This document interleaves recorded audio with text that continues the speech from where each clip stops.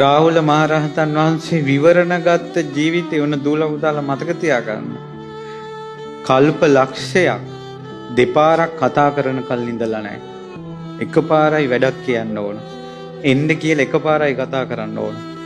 එදා ජූජක 18 ලක්ෂණයක් 18 අසුබ ලක්ෂණ තියෙන ජූජක බමුණා දැකලා මිනිමස් කන යකෙක් නැගණියනි අපිව කණ්ඩ පැමිණියා අපි හැංගෙමු කියලා පොකුණට බැහැලා ජාලිය ක්‍රිෂ්ණජිනා නෙළුම් කොලෙන් ඔළුව වහගෙන ඉන්නකොට විශ්සන්තර රජුරෝ පුතේ ජාලිය කියලා කතා කරනකොට ඔවැනි යක්කු කෝටියක් ඇවිල්ලා මාව කෑවත් කමන්නේ මගේ පියතුමා දෙපාරක් නම් කතා කරන්න එපා කියලා අර පොකුණෙන් නැගිටලා ආපු ජාලිය කුමරු රාහුල තෙරුන්.